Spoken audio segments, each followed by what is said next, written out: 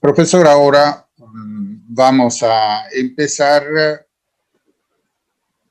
Primero hay un video que camina. Tranquilo, un minuto de imágenes.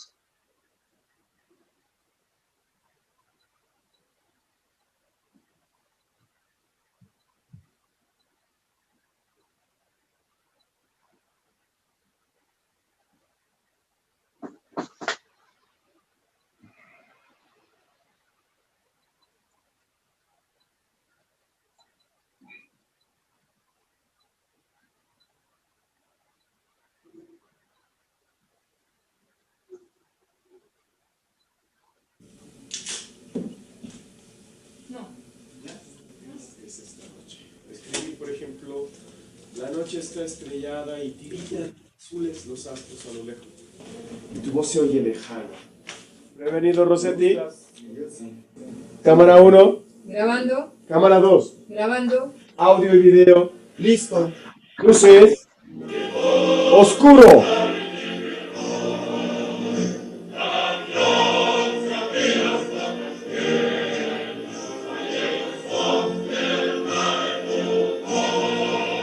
Cinco, 4, 3, 2, cámara. Un saludo a nuestros amigos de Teleteatro Libre, militante de la cultura en la red, una, ¿cómo decirlo?, célula provocadora de reflexiones. No tenemos ni dueño ni dinero. ¿Por qué no contamos con cortes comerciales? Estamos en contra de la publicidad, cómplice del consumismo, fuente de corrupción y la hermana privilegiada del capitalismo. Pero como no quiero ni asustarlos ni aburrirlos, terminamos ahí con la propaganda y pasamos a presentar al invitado de esta noche, el profesor. Querido profesor, finalmente el profesor Adam Leonard Iwiński. ¿Dije bien? Muy buenas tardes, muy bien. Buenas maestro. tardes, querido. Bueno, para mí buenas noches, ¿eh? Para mí buenas noches, que estoy en Italia. Y ustedes en León, pero perdonen, profesor, usted no es mexicano, es Iwiński. ¿Qué nombre es? Yo soy de origen polaco, ¿sí? Es un apellido de origen eslavo. ¿Y hace cuántos años que vive en México? 36 años, sí, 36. hace 36 años. ¿Me permites que me atrevo que seguramente tiene familia en México? Sí, ya. Porque ese es el enlace primero con que uno se casa con México. Primero con una mujer mexicana y luego con México. Profesor, me da mucho gusto, le agradezco que haya así aceptado de venir en este, ni sé cómo llamarlo, porque es un experimento. Y ese es el segundo experimento. Primero tuvimos un experimento en teatro y ahora, como estamos todos cerrados, en Zoom. Como habrá oído, nosotros no estamos tan de acuerdo con lo que es la publicidad porque lleva mucho al consumismo. ¿Me acepta en esto? Sí, sin duda alguna, digamos, es fijar una especie de valor, ¿no?, monetario, mercantil, a la producción cultural, ¿verdad? Eso es lo que no quisiera. Usted enseña, es profesor, y nosotros ahora estamos en el círculo ahí de la Universidad Ibero de León, ¿verdad? Sí, así es. Sí, así es. ¿Qué enseña, profesor? Bueno, yo trabajo en el área de reflexión universitaria y en la actualidad estoy impartiendo una materia del ámbito de la interculturalidad, que es diversidad religiosa en el mundo actual. ¿Sí? Me parece muy interesante. Es un espacio donde trazamos un encuentro entre filosofía, literatura, espiritualidad. Muy actual, muy actual. Profesor, justo que ahora lo está nombrando, la Universidad Ibero es, ya lo sabemos, la casa de estudio de los jesuitas, ¿verdad? Claro, claro, así es. Fíjese usted que si yo me iba a pensar en mi vida que iba a encontrarme un día con el tema de hablar de Marx con, digo, representantes de un mundo jesuitas. Claro que ahora nada de maravilla porque el mismo Papa Bergoglio ya lo están acusando de ser un poco marxista, ¿verdad? Bueno, efectivamente, pero los jesuitas tienen una tradición de coqueteo con el marxismo, ¿no? Basta que recordemos a Ignacio y a Curía, quien pues muchas ocasiones ha sido considerado pues el guerrillero latinoamericano, ¿no? Sí. Quien se nutría mucho de la filosofía marxista, ¿no? También.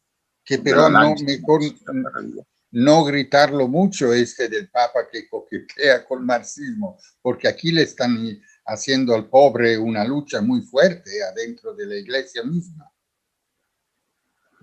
Me imagino, sobre todo los sectores conservadores, ¿no? Eso es. ¿Verdad? Sigue siendo Marx una especie de juguete para asustar, ¿verdad? A quienes, perdone que lo diga de esta manera, no hemos alcanzado la mayoría de edad, ¿no? Utilizando el término kantiano, ¿no? Me refiero a esto, ¿no? A claro. Kant y su visión de la modernidad, ¿no? Exacto, exacto. Ahora, otra curiosidad, querido profesor, que como está en la Ibero, ¿se acuerda hace como creo 6 años, o sea, cuando surgieron los 132 de la Ibero, estudiantes de la Ibero que fueron a manifestar, ¿no? Que protestaron, ¿se acuerda? Que sí, eran provocadores. Hace 8 años, si mal no me acuerdo. 8 años, exacto. Y nosotros estábamos en teatro con esta, de Valdrá la Pena hablar de Marx, y vinieron un poco provocándonos con una pregunta desde el público, ¿qué? ¿Se tiene que ser comunista para hablar de Marx? Yo me quedé un poco interrumpido, ¿verdad? No tuve de contestarle yo porque tenía miedo que luego surgiera. No, entonces yo me confié mucho en la contestación de un gran artista que seguramente usted va a reconocer como todos ahora, ¿no? Y que contestaba a esta pregunta. Dime, ¿qué estás leyendo? A Carlos Marx. No serás comunista, ¿verdad? Hay que ser comunista para leer a Carlos Marx. Rupert. Una respuesta razonable. Si no eres comunista, ¿qué eres entonces? Nada. ¿Nada? Cualquier forma de gobierno me fastidia.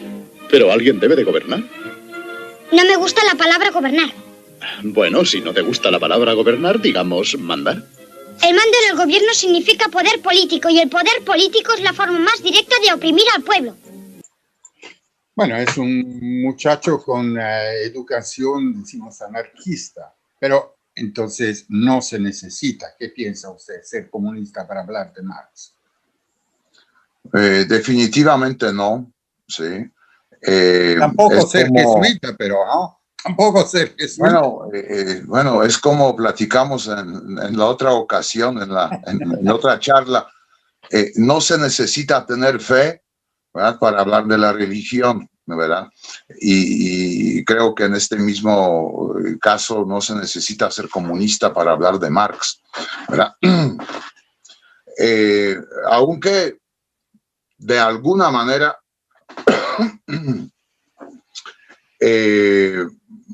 quien se toma en serio a Marx tiene que también tomarse en serio, digamos, su propio proyecto de vida, ¿no? ¿Sí? Si este proyecto realmente se compromete con alguna acción política, que puede llamarse en cierto sentido comunista o no, ¿verdad? ¿Sí? Ahí vamos con el otro tema, el miedo de la palabra comunismo, ¿no? Hay un miedo. Es que, mire, maestro, desde el famoso artículo de Francis Fukuyama, El fin de la historia, luego la obra de Huntington, La guerra de las civilizaciones y la caída de la Unión Soviética, digamos, buena parte del universo intelectual consideró que las discusiones ideológicas, porque el marxismo se sitúa en el marco de un ámbito ideológico. Uno no puede ser marxista fuera de la ideología, ¿verdad? Eso es muy importante. Entonces, si cancelamos esta dimensión ideológica, cancelamos cualquier discusión sobre Marx. Pero lo entiende como fe usted. Y fíjese, maestro, una de las razones para cancelar el discurso sobre la ideología era cancelando la perspectiva histórica. No existe algo llamado la historia. Tenemos a Fukuyama, ¿sí? Aquí, en el caso de México, un historiador muy particular, significativo, Enrique Krause, ¿no? En un texto, me acuerdo, había escrito a finales de los 80s que la historia la hacen los individuos. La historia no se hace sola, la hacen los individuos. Creo que se llamaba Retorno a Plutarco, más o menos su artículo. Me imagino. Entonces, bueno, ¿para qué hablamos de la ideología si en última instancia no existe la historia, solo hay individuos, ¿verdad? Solo hay biografías, ¿verdad? Sin embargo, creo que cantaron muy pronto la victoria, porque fíjese, en los últimos años retorna lo que en Estados Unidos se llamó el trumpismo, ¿verdad? Aquí se habla de chairos y fifís. Y estos son discusiones ideológicas. Sí. Bueno, hicieron lo posible para que se cayeran las ideologías para, a final de cuentas, que pueda vencer nada más una, la del capitalismo. Esa es la fe de ahora. Profesor, pero quisiera así contarle cómo salió esta idea de armar esta contaminación, decimos, ahora es tricontaminación, teatro, periodismo y ahora con Zoom también una novedad. Pero eso pasó porque hace unos años yo estaba en México, un actor me pidió, ¿por qué no armamos un texto sobre Marx? Yo me quedé un poco así, ¿no? Por cuestión, como dice usted, ideológicas, pero efectivamente traer a teatro textos de Marx, no, ¿cómo decir? No es que uno hace mucho dinero, por decirlo muy palabra. Pero lo hicimos, salió bien el experimento, ahora el pobre actor, pero quisiera seguir, pero no puede porque está encerrado en la casa por esta pandemia. Vamos a encontrar, a ver, este actor, cómo está desarrollando su situación y cuáles son sus expectativas, ¿no? José Alonso Galvez. ¿Qué tal, querido? ¿Te acuerdas cuando yo te presentaba al público en teatro? Había un aplauso, ¿eh? Merecido. El actor es José Alonso Galvez Torres. Y tú eres de izquierda, sigues estando de izquierda. Pues lo intento todo el tiempo, ¿no? No. ¿Lo intentas tú solo en tu casa o...? Ahora, como estamos uno de un lado, uno del otro, pero nos da gusto verte, siempre con la esperanza de que puedas regresar al teatro, ¿verdad? Físicamente. Sí. ¿Y qué quiere regresar? Con la pregunta si valdrá la pena hablar de Marx. Pues sí, digo, aunque se me hace una pregunta retórica. Te lo dije, Marx no llama la atención ni a los políticos, menos a los teatreros. No llama a público, no es taquillero. Bueno, no, pero afortunadamente hay público. No, te aclaramos. El público que está aquí hoy no es ni para mí, ni para ti, ni para Marx, sino polémicamente por el recto. Está bien, sea quien sea, porque estén ustedes aquí, me da gusto que así sea. Se ve que ustedes no han hecho caso de esos idiotas que dicen que Marx ha muerto. Bueno, sí, está muerto y no lo está. Quiero decir, Marx como Marx está muerto, pero Marx como personaje que yo voy a interpretar no lo está. rector, como diría Pirandello, el autor italiano, Marx en búsqueda de un actor, en este caso, para definir interesante. Exactamente, exactamente. Entonces, ¿Marx está muerto o no lo está? ¿Está? No lo está. ¿Está? No lo está. ¿Está? Una probadita de dialéctica para ustedes. Provocador. He estado leyendo sus periódicos. Todos proclaman que mis ideas están muertas. No me extraña, porque eso vienen diciendo desde hace más de 100 años. ¿Ustedes no se han preguntado por qué se necesita declararme muerto tantas veces? Pero ya, basta. No aguanto más. Y es por eso que pedí permiso para volver. Y sí, me dio permiso. ¿Pediste permiso cómo? Pues sí. ¿A quién? ¿Cómo a quién? Si estoy muerto. A él. A Dios. Y no se crean que fue tan fácil que me lo diera, ¿eh? No, allá también hay que observar reglas. La burocracia. Puedes leer, mirar hacia abajo, hacia este mundo, pero no viajar. Por supuesto protesté. Para variar. Sí, pero me apoyaron. Sócrates, la vida sin viajar no vale la pena vivir, se les dijo. Gandhi ayunó. La madre Jones amenazó con organizar una huelga. Mark Twain salió en mi defensa. Buda soltó un ¿Y los demás? ¿Qué hicieron los demás? Dios, en estas circunstancias, ya muertos, ¿qué tenían que perder? Pero no es que la reputación de Marx fuera, ¿no? Bueno, sí, tengo reputación de conflictivo, peleonero, un hijo de la chingada, si quieren. Pero incluso allá la protesta funciona, me dijeron, está bien, tienes una hora más o menos para hablar. Pero por favor, nada de manifestaciones. Es que ellos creen en la libertad de expresión. ¿Siempre allá arriba? Sí, dentro de ciertos límites, claro. Son liberales. Así es que pueden difundirlo. Marx ha vuelto. Pero no se asusten, por poco tiempo.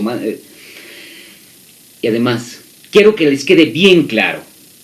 Yo, Marx, no soy marxista. Una vez se lo dije a Pieper y casi se vuelve loco. Les hablaré de Pieper más adelante. Más adelante. A ver, Galvez. ¿Qué? ¿A dónde vas?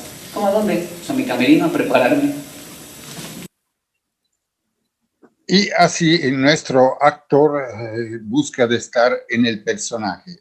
Profesor, me llamó la atención cuando Marx dice, yo no soy marxista, y como si regresara a Cristo y mire, yo no soy cristiano, que podría ser, hoy como hoy. ¿Qué piensa usted de esta frase?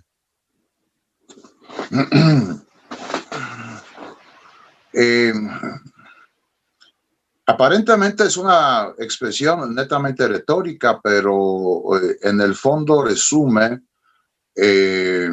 toda una concepción de vida entendida como proyecto histórico. De alguna manera, Marx, como filósofo de la praxis, ¿no? Digámoslo así, entendió que la praxis, la verdadera praxis, todo lo que hacemos nosotros, debe de alcanzar un grado de cierta independencia de nuestra persona, ¿sí? Todo nuestro proceder, sobre todo en el plano ético, debe ser impersonal, porque cuando interviene excesivamente la persona, intervienen también sus intereses. Y me parece muy interesante cómo Marx, como persona, como ser humano de carne y hueso, se desliga completamente de su obra, otorgándole justamente con ello el grado de suficiente madurez. Defiende tú sola. Yo ya no me necesitas a mí. Bueno, esa es una concepción muy interesante. Eso, como decir, él nos da su evangelio en pocas palabras y nosotros tenemos que desarrollarlo. Pero yo creo que también él quiere defenderse de a quien puede contaminar su pensamiento. Porque yo creo que sí hay todavía quien... mire, que fíjese que en Italia tenemos filósofos, así que hasta son de derecha hablando en nombre de Marx. ¿Qué quieres de la vida más? La contaminación se ha vuelto terrible hoy como hoy, por no decir la confusión, ¿no?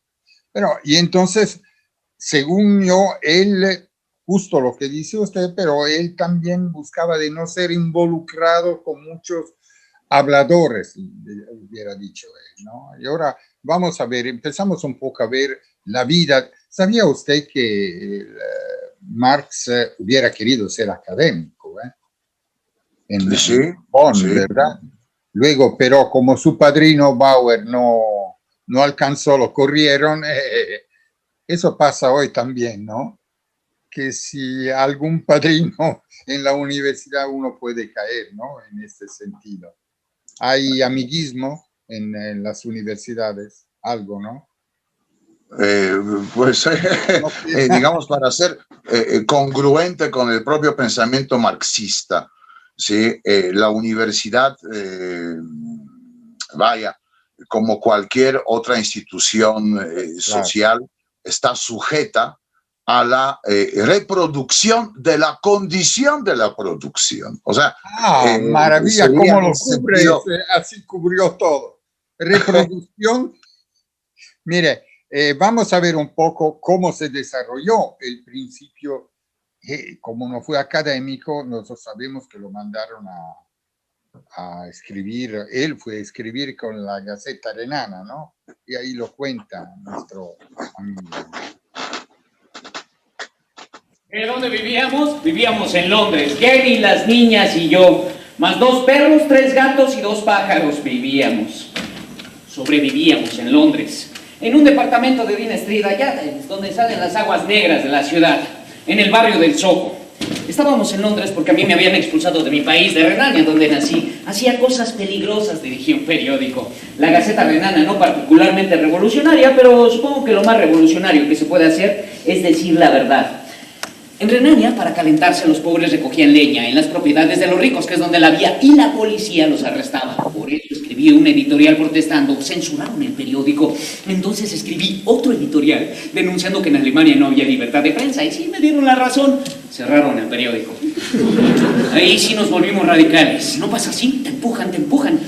El último número de la Gaceta Renana salió con un enorme encabezado, en letras rojas. Rebelión, eso sí les molestó a las autoridades y me ordenaron salir de Renania. Así es que me fui a París. ¿A dónde más podría ir un exiliado? ¿En qué otro lugar del mundo puedes sentarte toda la noche en un café y contar mentiras sobre lo revolucionario que eras en tu país? Si alguno de ustedes tiene que exiliarse, lo mejor es París, ¿eh?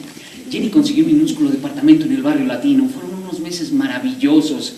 Nuestra luna de miel, hasta que la policía alemana dio el chivatazo a la policía de París. Parece que su conciencia internacionalista se ha desarrollado mucho antes que la de los trabajadores. Así es que me expulsaron de París, nos fuimos a Bélgica y me expulsaron otra vez. Al fin llegamos a Londres, a donde van a dar los refugiados políticos de todo el mundo. Los ingleses son admirables por su tolerancia, e intolerables por cuanto presumen de serlo.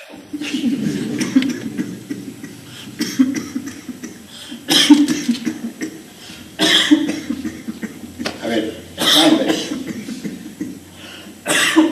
Galvez, ¿qué pasa? Ay, perdón. El doctor me dijo que la tos se me iba a quitar en unos cuantos días, pero eso fue en 1858. Bueno, si queremos así, no era tos de pandemia, afortunadamente de COVID. Profesor, ese de la libertad de expresión, que vimos que por esto le cambió la vida, ¿no? Al señor Marx. El académico lo alcanzó, lo corrieron por el periódico, las encuestas que estaba haciendo, y entonces empezó su gira, llegó en varios lugares y luego también. La libertad de expresión hoy existe, aunque estamos en democracia liberal, etcétera, etcétera. ¿Qué piensa usted?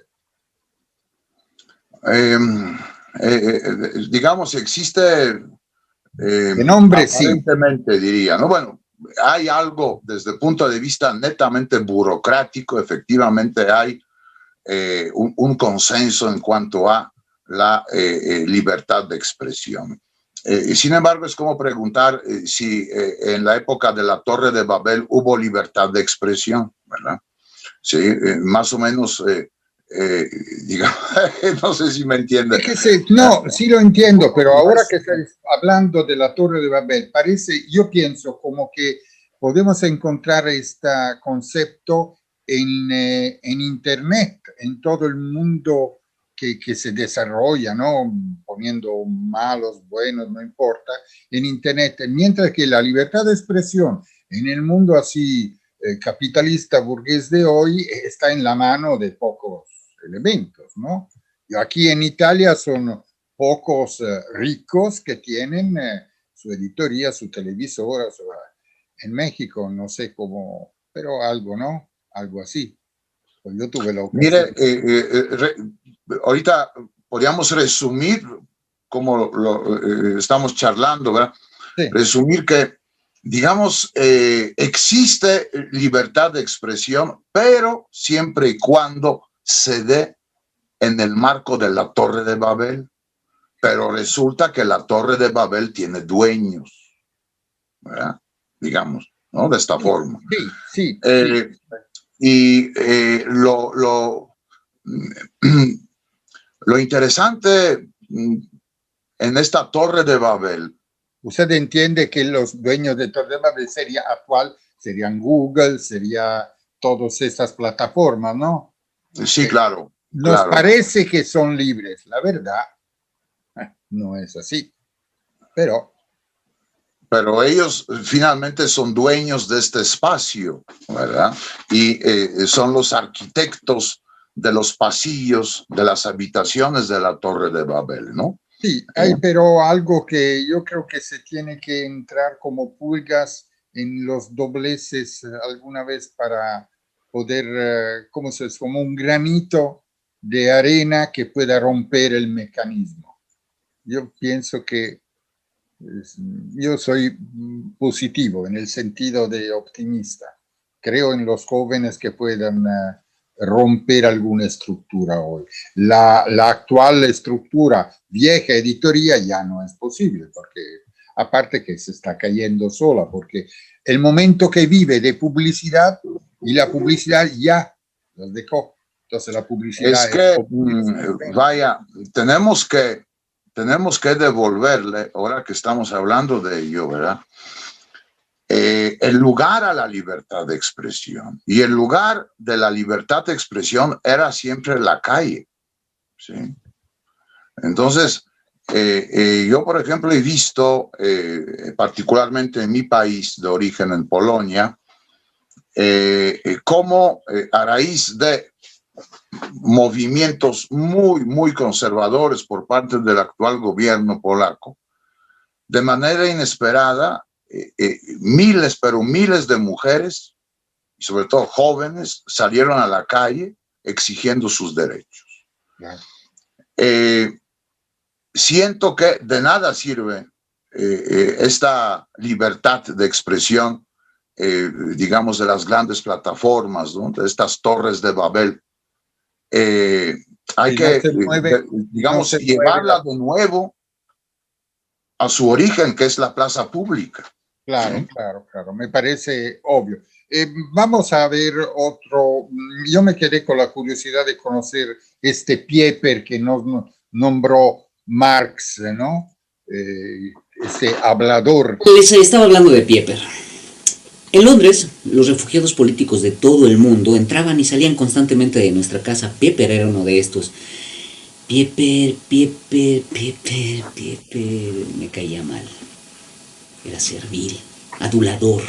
No se separaba de mí más de medio metro para asegurarse que no pudiera evitarlo. Y todo el tiempo me hacía citas de mis escritos. Yo le decía, por favor, Pieper, no me hagas citas de mí mismo. Se atrevió a decirme, pensando que me agradaría, que iba a traducir El Capital al inglés. Él no decía una palabra en inglés sin hacer una carnicería. El inglés es un bello idioma. Es la lengua de Shakespeare. Si Shakespeare hubiera escuchado decir a Pieper una sola frase en inglés, se envenena. Y luego lo envenena él. Pero Jenny le tenía lástima. Era una especie de solidaridad de refugiado. Lo invitaba muchas noches a cenar con nosotros en familia. Y una noche llegó Pieper y me anunció: la fundación de la Sociedad Marxista de Londres. ¿Una sociedad marxista? ¿Y eso qué es? Nos reunimos una vez a la semana para discutir sus escritos. Los leemos en voz alta y analizamos frase por frase. Por eso nos llamamos marxistas, porque creemos enteramente y de todo corazón lo que usted ha escrito. ¿Enteramente? ¿Y de todo corazón? Sí, y será para nosotros un honor, Herr Dr. Marx, siempre me decía Herr Dr. Marx, que usted pudiera presidir nuestra próxima reunión de la Sociedad Marxista de Londres. No puedo. ¿Por qué? Porque yo no soy marxista. No es que me molestara su mal inglés. Era su forma de pensar. Era como un satélite girando alrededor de mis ideas y para simplificarlas y proyectarlas al mundo, pero distorsionadas. Además, defendía esa distorsión como un fanático, denunciando a todos aquellos que no las interpretaran igual que él. Una vez le dije a Jenny, ¿sabes lo que más me asusta? ¿Que la revolución de los trabajadores no llegue nunca? No, que la revolución sí va a llegar, pero encabezada por hombres como Pieper. Aduladores cuando no están en el poder, soberbios y arrogantes cuando lo tienen, dogmáticos. Hablarán ellos en lugar del proletariado, interpretando mis ideas para el mundo. Y organizarán un nuevo sacerdocio, una nueva jerarquía con excomuniones, listas negras, inquisiciones, pelotones de fusilamiento, todo esto en nombre del comunismo, retrasando 100 años el comunismo de la libertad, dividiendo al mundo entre imperios capitalistas e imperios comunistas. Ensuciará nuestro bello sueño y será necesaria otra revolución, quizá 2, 3 más para reencauzarlo. Eso es lo que temo. No iba a permitir que el imbécil de Pieper tradujera mi capital a su inglés. Representaba 15 años de mi trabajo, 15 años en las condiciones de vida del Soho. Estábamos hablando antes del comunismo y yo pienso, como decía usted, que más que ideología hay también el miedo a que se vuelva dogma, ¿no? Por eso que hay el peligro que hombres puedan tomar esto como un dogma. Eso es lo que decía Marx, ¿no? Es un poco defenderlo de lo que se puede decir comunismo, como los utopistas decían, Etienne Cabet, el concepto de comunismo y no de sovietismo, ¿no? Decimos en alguna forma. Sí, de alguna manera hay que distinguir, ¿verdad? Estos dos términos, ¿no? Una cosa es el sovietismo o la sovietización. Finalmente, bueno, una solución que el propio Marx, yo diría, si estuviera en aquellos ayeres, hubiera cancelado, ¿no? Porque pues era un régimen de la burocracia, ¿no? La sovietización. Y otra cosa es el pensamiento marxista, ¿sí? Sin duda alguna. Y pues ha habido innumerables críticas, y vaya, no se diga en la tradición italiana.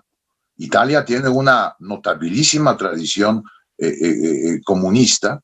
Creo que me acuerdo de uno de los dirigentes comunistas italianos, se llamaba Berlinguer, si no me equivoco. Claramente, digo, el más importante. Un gran personaje, notabilísimo dirigente comunista, que para muchos comunistas europeos era una alternativa marxista. Claro, sí. Claro. El marxismo italiano, precisamente, ¿no? Bueno, me da gusto que lo haya así, que haya venido a la mente esto. Regresamos un poco a la vida que hacía, porque a mí me llama la atención como un intelectual, como diríamos hoy, de Marx, la vida que él no iba en televisión, no ganaba mucho dinero. Todas las mañanas, rumbo al Museo Británico, caminaba entre los mendigos que vivían junto a las aguas negras. Ahí trabajaba en el Museo Británico, en su magnífica biblioteca, leyendo hasta el anochecer, leía. ¿Habrá algo más pesado que leer sobre economía política? Sí, escribir sobre economía política. Después me volví a mi casa, atravesando las calles oscuras, escuchando a los vendedores pregonar sus mercancías y a los veteranos de la guerra de Crimea, unos ciegos, otros sin piernas, suplicar por un penique. ¿Se pueden imaginar ustedes las calles de Londres en 1858? Jovencitas intentando vender unos panecillos por unos cuantos peniques, el organillero con su mono, las prostitutas, los magos, los violinistas, el tragafuegos y los de las gaitas escocesas. Y siempre una pobre chica cantando una balada irlandesa.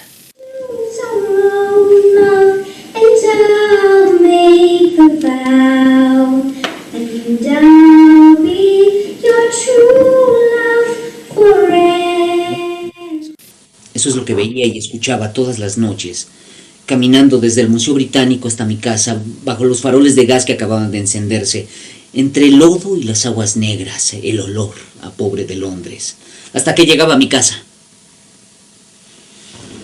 Supongo que era conveniente que el autor del Capital tuviera que andar trabajosamente entre la basura mientras escribía la condena del sistema capitalista. Mis críticos, intentando minimizar el contenido del Capital, han dicho, como siempre se dice de los escritores radicales: el pobre ha de haber tenido unas experiencias personales terribles. Sí, efectivamente, el camino a casa a través del Soho alimentó la cólera que puede haber en el Capital. Y no me vayan a decir, eso es lo que ocurrió hace más de 100 años. Sí, solo entonces, cuando venía para acá, he andado por sus calles llenas de basura. He respirado el aire contaminado. He pasado junto a los cuerpos de hombres y mujeres que dormían en la calle, acurrucados para protegerse del frío. En lugar de una muchacha cantando una balada, he escuchado la voz lastimera que me decía: un peso, señor, un peso para un taco. ¿Y a eso le llaman progreso?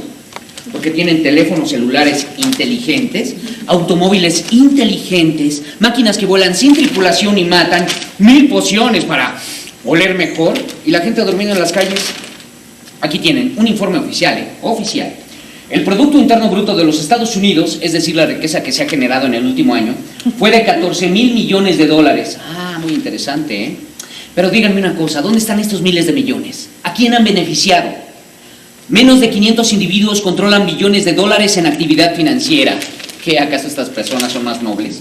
Han trabajado más duro, son más útiles a la sociedad que la madre que cría 3 hijos pequeños sin dinero para calentarse en el invierno. La desigualdad y la miseria son inevitables, han existido desde siempre. Hay quienes tienden a subir y hay quienes suben a tender. Ah, gracioso, ¿eh? Hace 150 años yo dije que el capitalismo incrementaría enormemente la riqueza de la sociedad, pero que esa riqueza se acumularía en muy pocas manos, demasiados pobres, muy pocos ricos. Gigantesca fusión del Chemical Bank y del Chase Manhattan Bank. La bolsa sube y 12,000 trabajadores pierden su trabajo y dicen que mis ideas están muertas. Aquí sucedió igual con Luz y Fuerza del Centro. Despidieron a más de 60,000. ¿Y qué? En vez de estar protestando, que se pongan a trabajar. El pobre es pobre porque quiere. Usted no conoce La aldea abandonada, del poema de Oliver Goldsmith, ¿verdad? No, que lo va a conocer. Mal le va al país, presa de inminentes males, cuando la riqueza se acumula y los hombres decaen. Y sí, han decaído. Eso es lo que he visto al andar por esta ciudad. Casas decadentes, escuelas decadentes, seres humanos decadentes. Camino un poco más, doy la vuelta y me encuentro rodeado de hombres ricos, mujeres llenas de joyas y abrigos de pieles. De repente, el ruido de una sirena. Se estaba cometiendo algún crimen, sí. Alguien estaba intentando robar las joyas y los abrigos de pieles. Ya no puede no tener seguras ni sus cositas. O también podríamos decirlo de otra manera, ¿eh? Alguien estaba intentando recuperar una parte del Producto Interno Bruto, quitándosela a los que lo habían robado legalmente. Los seres humanos reducidos a mercancía, su vida condicionada al dinero. Maravilla del sistema de mercado. Felicidades. A los de arriba no les gusta mucho cómo hablo, ¿eh? Eso es cuando le estaba diciendo de los intelectuales que hoy opinionistas van a la televisión y hablan para interpretar la pobreza, mientras que aquí hemos visto un hombre que la vive la pobreza y consecuentemente a lo que ve desarrolla su pensamiento. Yo pienso, ese es un poco el experimento que queremos hacer. Nosotros queremos, nosotros no somos ni profesores, ni teatreros y periodistas, que son dos formas de comunicación, entre comillas y sin comillas, populares. Eso es.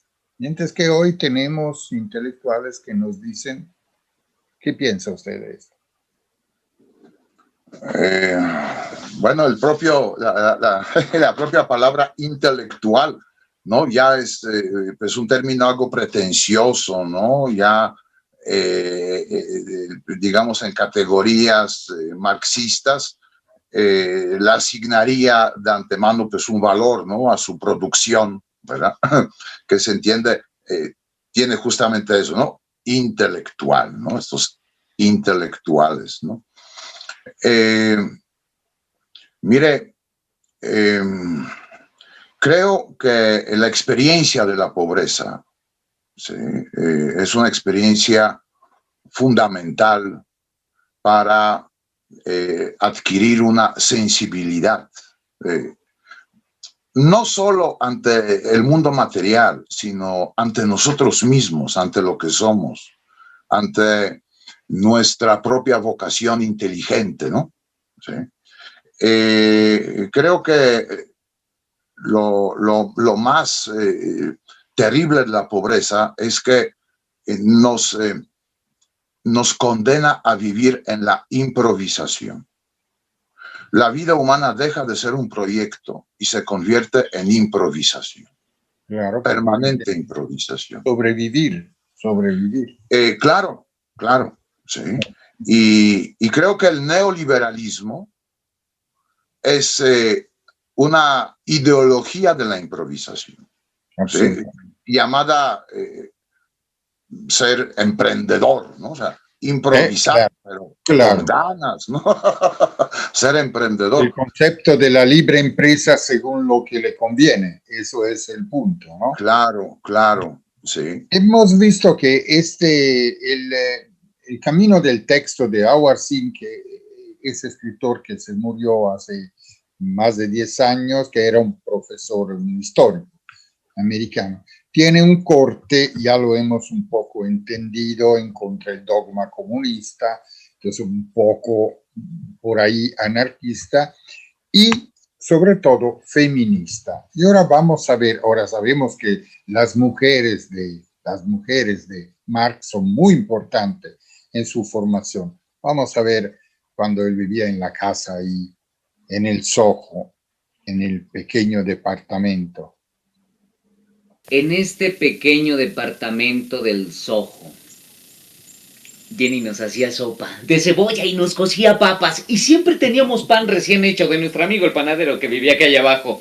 Nos sentábamos a la mesa, comíamos, platicábamos de los acontecimientos del día, la última guerra, la estupidez de los gobernantes, la lucha de los irlandeses por la libertad, la oposición política dedicada solamente a dar chillidos, la prensa cobarde. Supongo que las cosas son diferentes ahora. No sé, ahora hablamos del Chicharito, de Benedicto, del Chapulín. Después de cenar, limpiábamos la mesa. Y yo me ponía a trabajar con mis cigarros a la mano y un vaso de cerveza. Sí, trabajaba hasta las 3 o 4 de la madrugada, con mis libros apilados a un lado y los informes parlamentarios al otro, y Jenny sentada al otro lado de la mesa transcribiendo. Mi letra era imposible, así es que ella tenía que reescribir cada una de mis palabras. ¿Se imaginan ustedes un acto más heroico? De vez en cuando había una crisis, ¿eh? No una crisis mundial, pero sí un libro había desaparecido. Un día eché de menos mi Ricardo. Jenny, ¿dónde está mi Ricardo? ¿Te refieres a los principios de economía política de David Ricardo? Creí que ya no lo necesitabas y lo llevé al monte. ¡Mi Ricardo! ¡Mi Ricardo al Monte de Piedad! Tranquilo, ¿no llevamos la semana pasada al monte el anillo que me regaló mi madre? Bueno, así estaban las cosas, lo empeñaba todo, sobre todo los regalos de la familia de Jenny. Cuando terminamos con los regalos, seguimos con nuestra ropa. Una Navidad, un invierno entero me la pasé sin mi abrigo. Cuando se publicó El Capital, claro que quisimos festejarlo, pero no teníamos ni para desempeñar los platos y los manteles para la cena. Entonces Engels tuvo que dar un dinero. Engels, un santo. Federico Engels. Es que no hay otra palabra para él. Santo. Cuando nos cortaban el agua y el gas, la casa se quedaba a oscuras y nuestro ánimo por los suelos. Entonces Engels pagaba las facturas. Su padre tenía unas fábricas en Manchester. Sí, el capitalismo nos salvó. Bueno, santo, pero no siempre entendía bien nuestras necesidades, ¿eh? Pobres, pero delicaditos. No teníamos ni para comer y Engels enviaba cajas de vino. Una Navidad, no teníamos el arbolito y Engels llegó con 6 botellas de champán. Y el arbolito, bien, gracias. Nos lo imaginamos. Hicimos un círculo a su alrededor y cantamos Feliz Navidad, Feliz Navidad. Sí, ya sé que mis amiguitos los revolucionarios estarán diciendo Marx, el ateo, con un árbol de Navidad. Sí, yo escribí que la religión es el opio del pueblo, pero nadie, ni siquiera mis amigos los revolucionarios, han leído el párrafo completo. La religión es el único momento que tiene el oprimido para respirar. Es como el opio, un alivio. No es una solución, pero de algo sirve para aliviarse. Y si hay alguien aquí que sabe de alivios, ese soy yo. Lo sé muy bien por mis forúnculos, fístulas, abscesos, barros, granos en el... No hay nada en el mundo más horrible que tener forúnculos en el culo.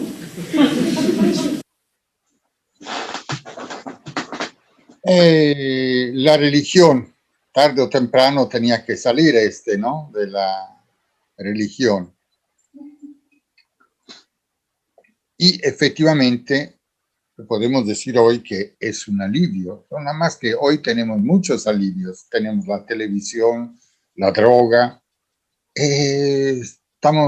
y hasta la psicanálisis, todo, ¿no? Todo es para aliviarnos de un mundo que nos hace sufrir, al final de cuentas. Claro. Es que las dolencias humanas son síntomas de nuestra humanidad. Son síntomas de cuánto nos importa la vida y pagamos este precio del dolor, ¿no? Decía, si no me equivoco, Freud, que no podemos pasar por la vida sin muletas, ¿no? Y Bulgakov en Maestro y Margarita, ¿verdad? Cuando hablaba del diablo, cuando hace hablar al diablo, el diablo dice: desconfía del hombre a quien no le gusta beber, jugar y a quien no le gustan las mujeres, ¿sí? El hombre que no tiene vicios es sospechoso de que no es humano. Claro, claro, pero no es que el vicio entendido como cubrirse de un sufrimiento, más como gozar más de la vida, que es diferente, ¿no? No es que sufro, entonces me dedico a la droga, por decir, ¿no? Claro, es que he ahí uno de los rostros precisamente de, digamos, sistema neoliberal. El capitalismo, de acuerdo a lo que plantea Marx, ¿sí? Y es la producción de nuevos sistemas de goce, fíjese, ¿sí? A final de cuentas, él dice que no solo el capitalismo crea y produce objetos, también sujetos que tiene que consumir los productos que crean mismos, ¿no? Claro, es que hay que construir todo un proceso de goce sobre la mercancía, porque es la mercancía la que absorbe el valor humano del esfuerzo humano en el sistema capitalista, ¿sí? La mercancía es este oscuro objeto del deseo, por lo tanto tiene que tener un contenido, ¿verdad? Que nos haga, cuyo uso nos haga gozar, ¿sí? ¿Verdad? Y el capitalismo contemporáneo tiene precisamente mucho de esta tendencia, generar nuevas formas de goce. Ese es el miedo que yo le tengo a la juventud, que el capitalismo pueda obnubilar, cerrar ese es el miedo como persona. Claro, claro, y vaya, y yo creo que hay que tener miedo y con justa razón. ¿Cómo es que nosotros mismos nos convertimos en cómplice de un sistema que nos está vendiendo formas de goce? ¿Sí? Ahora, a propósito de jóvenes, vamos a ver la importancia que tienen a punto, sobre todo las hijas de Marx. Se supone que un padre no debería de tener consentidos entre sus hijos, pero es que Eleonor... Yo solía decirle a Jenny, Eleonor es una niña rara, ¿eh? ¿Y qué esperabas? ¿Que las hijas de Marx sean normales? Eleonor era la más chiquita, pero era la más brillante. ¿Se imaginan una revolucionaria de 8 años? Es la edad que ella tenía en 1863. Polonia se había rebelado en contra de la dominación rusa. Entonces Tusi, así le decíamos a Eleonor Tusi, escribió una carta a Engels hablándole de esos valientes camaradas polacos, como ella les llamaba. Al año siguiente, cuando tenía 9 años, escribió una carta a los Estados Unidos, a la atención del presidente Lincoln, dándole consejos de cómo ganar la guerra a los confederados. También fumaba y bebía vino. Todavía era una niña, vestía sus muñecas mientras se tomaba un vaso de vino. A los 10 años Ya jugaba ajedrez conmigo, ¿eh? Y no era fácil ganarle. A los 15. Se enfureció de repente contra la ley que ordenaba descansar en el día del Señor. No se permitía ninguna actividad en domingo. Entonces Tusi organizó la noche del domingo para el pueblo. En el Salón San Martín trajo músicos de todas partes que interpretaban a Händel, Mozart, Beethoven. 2000 personas llenaban el Salón San Martín. Era ilegal, pero nadie fue arrestado. Así es que aprendieron. Si tienen que violar la ley, háganlo junto a 2000 personas. Y por favor, a Mozart, el brillo de sus mejillas apagaría las estrellas, lo mismo que la luz del día apaga las antorchas. Yo leía Shakespeare, Esquilo, Dante en voz alta, y a Tusi le encantaba, se aprendió de memoria Romeo y Julieta. Me insistía que le leyera una y otra vez las palabras de Romeo, de cuando conoce a Julieta por primera vez. Sus ojos celestiales brillan tanto en la noche que los pájaros comenzarán a cantar pensando que es de día. No era fácil vivir con Tusi, ¿eh? ¿Saben lo molesto que es tener una niña que encuentra defectos en tus pensamientos? Discutía conmigo sobre mis escritos. Por ejemplo, mi ensayo sobre la cuestión judía no era fácil de entenderlo. Bueno, lo comprendo. Pero Eleonor lo leyó e inmediatamente me desafió. ¿Por qué escogiste a los judíos como representantes del capitalismo? No son los únicos envenenados por el comercio y la codicia. No es que los he escogido, intenté explicarle. Simplemente los tomé como un ejemplo. Su respuesta: se puso una estrella judía en el pecho y me anunció: yo también soy judía. ¿Qué podía decirle? Me cogí de onda. Ese gesto es muy judío. Ay, de veras que llegaba a ser realmente insoportable. Por ejemplo, sabía que mi padre se había convertido al cristianismo. No era muy cómodo ser judío en Alemania, si es que ha habido algún lugar cómodo en el mundo para ser judío. A mí me habían bautizado a los 8 años y esta sí le intrigaba. Una vez me dice: Moro, a mí me decían Moro por mi piel un poco más oscura. Moro, sí, sé que estás bautizado, sí, pero antes fuiste circuncidado, ¿no? Nada le daba pena. Una vez junto a su estrella judía se puso un crucifijo, no por el cristianismo, sino en nombre de los rebeldes irlandeses que luchaban en contra de Inglaterra. Conoció la lucha de los irlandeses por Lizzie Burns. Lizzie Burns, la mujer de Engels. Sí, Lizzie. La obrera. Sí, Lizzie era una obrera. Apenas sabía leer. Engels, el santo, hablaba 9 idiomas. ¿Y cómo le decían? ¿Piensan ustedes que tenían dificultades para entenderse? No. Se amaban. ¿Así? Así. Se querían, se amaban. Lizzie era activista del movimiento irlandés y a Tusi le encantaba ir a visitarla. Las dos se sentaban en el suelo, cantaban canciones irlandesas. Bueno, bebían vino y cantaban canciones irlandesas hasta quedarse dormidas. Hubo una noche terrible. La noche en que el gobierno inglés colgó a 2 jóvenes irlandeses justo ahí en el sol, en medio de una multitud de borrachos exaltados. Esos ingleses tan educados, con su té a las 5 y sus ahorcamientos públicos. Sí, ya sé que ahora no cuelgan a la gente. Se limitan a inyectarles veneno en las venas, suministrarles gas letal o quemarlos con electricidad. Sí, es más civilizado. Colgaron a esos jóvenes irlandeses por desear la libertad de su tierra. Eleonor no dejaba de llorar. Yo le dije: tú, si no puedes involucrarte tan profundamente en los horrores del mundo, solo tienes 15 años. Esa es la cuestión, Moro. No tengo 12 ni 13, tengo 15 años.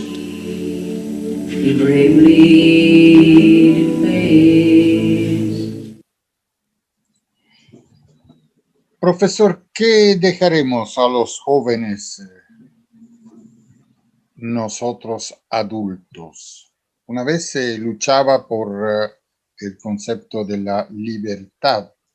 Ahora libertad está usado este término muy, ¿no? Hay libertad quien se queja porque se tiene que poner la mascarita, porque dice: a mí no me deben de obligar nada. Mientras que no piensan a una libertad colectiva, ¿no?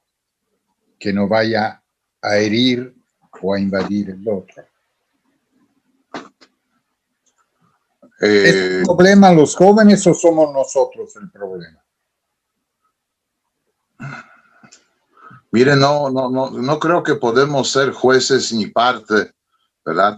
En todo este asunto, ¿no? Pasolini decía que el hijo tiene que matar al padre. Y obviamente Pasolini escribió una obra en donde el padre, para sobrevivir, tenía que matar al hijo, ¿no? Sí, pero mire, aquí en México, ¿verdad? Está este bellísimo cuento de Rulfo, No oyes ladrar a los perros, donde el padre lleva a su hijo a cuestas, ¿sí? Lo salva el padre anciano cargando a su propio hijo hacia pues un pueblo, ¿no? Un poblado, ¿no? Para que lo curen, ¿sí? Entonces, yo creo que son dos visiones acerca de esta relación filial, símbolo de una relación generacional, desde dos ópticas un poco distintas. A lo mejor una óptica revolucionaria, ¿verdad? Inspirada en el bolchevismo, donde el hijo tiene que matar al padre, ¿sí? Y vaya que sí, ha habido este tipo de situaciones muy lamentables, ¿no? Uno puede recordar incluso el caso de un muchachito de 12 años en Unión Soviética llamado Pablito Morozov, ¿sí? Quien denunció a la policía secreta a sus propios padres, ¿no?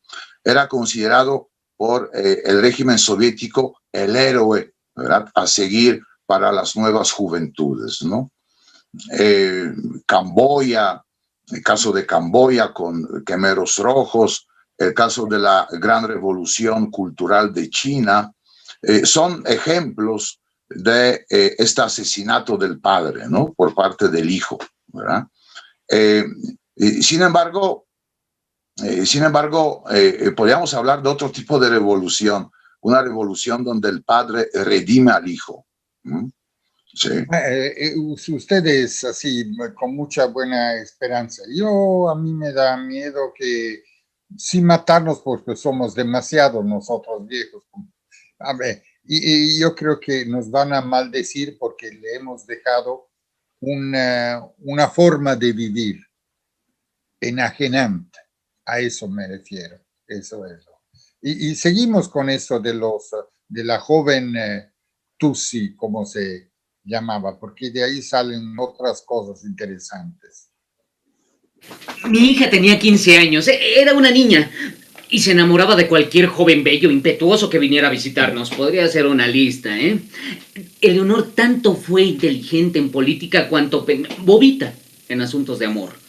Estaba loca por el héroe de la Comuna de París, el tal Lizagaray. ¿Cuántos años tenía? 33. 33, y la niña... 16. 16, 33. Casi 20 años de diferencia. Era una niña. Bueno, por lo menos era francés, porque estaba el galán de su hermana Jennigen, que era inglés. ¿Conocen la comida inglesa? No digo más. Y luego estaba el novio de Laura, Lafargue. Sus demostraciones públicas de ardor eran absurdas. Le ponía la mano en el trasero enfrente de todos, la torteaba como si fuera la cosa más natural del mundo, y Jenny lo defendía. Son sus orígenes criollos. Su familia vino a Francia desde Cuba. Como si todos en Cuba se anduvieran torteando públicamente. No sé si ya lo pregunté. ¿Alguien aquí ha tenido alguna vez forúnculos en todo el cuerpo? A mí me han atormentado durante toda mi vida. Es una enfermedad horrible. Algunos imbéciles han intentado analizarme por esta enfermedad. Marx está enfadado con el sistema capitalista porque tiene forúnculos estúpidos. ¿Y los revolucionarios que no tienen forúnculos qué? Pero siempre le han de encontrar algo, ¿eh? A uno que le pegaba a su padre. Aquel otro que su madre lo amamantó hasta los 10 años. Al de más allá, nunca le enseñaron a usar la vacinica o jamás le cambiaron el pañal. ¿Y a usted? ¿Cómo le va? Ustedes normales. Como si tuviéramos que ser anormales para rebelarnos en contra de la explotación. Le encuentran cualquier explicación, excepto la más obvia. Que el capitalismo, por su propia naturaleza, por estar en contra del espíritu humano, alimenta la rebelión. Y ahora no me vayan a decir, por favor, que comparado con mis tiempos el capitalismo se ha vuelto, ¿qué? ¿Más humano? ¿De veras se lo creen? ¿Sí? ¿De veras se lo creen? A ver. Esto sucedió no hace muchos años, ¿eh? Lo leí en sus periódicos. Pero bueno, en Carolina del Norte, los dueños de una fábrica a sus trabajadoras las tenían encerradas en criaderos de pollos para explotarlas más. Hubo un incendio y murieron 25 mujeres atrapadas. Eso no pasa aquí, ¿verdad? Ay, bueno, unas costureras aplastadas, unos mineros extraviados, pero pues deberían tener más cuidado, ¿no? Y dicen que el capitalismo es más humano. ¿De verdad se lo creen? Debería darles vergüenza. Sí, es muy probable que mi rabia sea provocada por mis forúnculos. Y si así fuera, ¿qué? ¿Ya intentaron trabajar sentados, con forúnculos en el culo? Y por favor no me hablen de los médicos, que ellos saben de esto mucho menos que yo, ¿eh? Mucho menos. Porque los forúnculos son míos. No podía ni dormir. Hasta que descubrí algo milagroso. El agua. Sí. Baños empapados en agua caliente, bueno, tibia. Jenny me los aplicaba pacientemente una hora tras otra. Yo me despertaba en medio de la noche por el dolor, entonces Jenny me ponía mis paños húmedos. A veces cuando Jenny no estaba, lo hacía Lengen. Bueno, ya les hablaré, les dije, ¿no? Les hablaré de Lengen más adelante. Luego, la vida, digo, no nos olvidamos que viene de una familia burguesa, el señor Mars se casó con una aristócrata y entonces tiene todas las, ¿cómo decía usted, no? Es un hombre, con todas sus debilidades y con toda su, no era seguramente hoy como hoy sería un problema, porque hoy cambió la moral, cambió muchas cosas, ¿no? Pero siento, ¿sabe qué? Me llamó la atención cuando leí esta parte del texto que es prácticamente sobre la psicología, ¿no? Hay un profesor, Veraza, el nombre ahorita de México, muy, muy importante, es un ensayista, que dijo una vez, si tengo que aconsejar a uno que estudia psicología un texto, le voy a aconsejar de leer El Capital. Porque él dice que El Capital no es solamente un análisis de la producción en términos económicos, ma es un concepto de cómo se concibe la vida, ¿no? Y entonces que es una relación condicionada a la producción. Esto es, y es muy interesante esto, ¿sí? Bien. Ahora, sí, sin duda alguna. ¿Cómo, perdón? No, prego. Diga usted. No, es una comparación, creo yo, muy afortunada, muy acertada. Sí, la semejanza, digamos, entre la producción de contenidos psíquicos, ¿sí? De la conciencia en relación a la producción, digamos, para el mercado, ¿no? Bienes de consumo. Y sin duda alguna lo que comparte Marx junto con Freud es que la vida siempre se hace en otra parte, donde no pensamos que se está haciendo, ¿no? ¿Sí? Lo evidente es realmente lo aparente, ¿no? ¿Sí? Hay que ir, digamos, más allá de lo visible para poder entender el modo de producción, ¿sí? Perdón, profesor, pero ¿usted enseña también o ha enseñado filosofía? Algunas ocasiones. No, se nota, se nota, profesor, se nota. Es importante lo que está diciendo, aunque usted le da otra llave en términos del pensamiento filosófico, me parece obvio, ¿no? Esto. Seguimos a entender quién era Lenken, porque también esto va a condicionar la vida. Ah, sí, Lenken. Vivíamos en el barrio del Soho, en absoluta pobreza, y a la madre de Jenny, mi suegra, ¿qué se le ocurre? Enviarnos una criada para que cuidara a las hijas. Esa criada era Lenken. Teníamos hasta los muebles empeñados. No comíamos, pero eso sí, teníamos una criada. Esas cosas pasan cuando emparentas con la aristocracia. Los varones de von Westphalen. Tu familia política no te envía el dinero que necesitas, pero sí te envían finas mantelerías, cubiertos de plata, una criada. Hasta eso que no es tan mala idea, lo de la criada. Siempre puede agarrar las finas mantelerías, los cubiertos de plata, llevarlos al Monte de Piedad y traer algún dinero. Leen que lo hizo muchas veces. Recuerdo que una vez ya la iban a arrestar porque pensaron que se lo estaba robando. Entonces fui yo, intercedí por ella y me arrestaron a mí toda la noche. En realidad, Lengen nunca fue tratada como una criada. Las niñas la adoraban, Jenny la quería muchísimo. No sé, tanto, bueno, que su presencia creó una gran tensión entre Jenny y yo. No sé por qué. Recuerdo que una vez Jenny me salió con que... ¿Esta mañana te he visto mirando a Lengen? ¿Mirando qué? ¿Qué quieres decir? En la forma en que un hombre mira a una mujer. Eso quiero decir. ¡Ya no empieces con eso! Era una de estas conversaciones que no puede ir a ningún lado. Jenny no toleraba ni siquiera que me quejara por el lodo de la calle. Imagínate cómo me siento yo cuando leo El Capital y no me quejo. Así me decía. Era mi crítica más severa, despiadada. ¿Honesta? ¿Hay algo más ofensivo que una crítica honesta? El Capital la inquietaba en realidad. Me preocupa que desde el principio aburras a la gente con tu discusión sobre la mercancía, valor de uso, valor de cambio. El libro es demasiado largo, detallado, pesado. ¿Pesado? Imagínense, El Capital pesado. Lo mismo me dijo el sindicalista Peter Fox cuando le regalé el libro. Me siento como un hombre al que le han dado un elefante. Precisamente, es un elefante.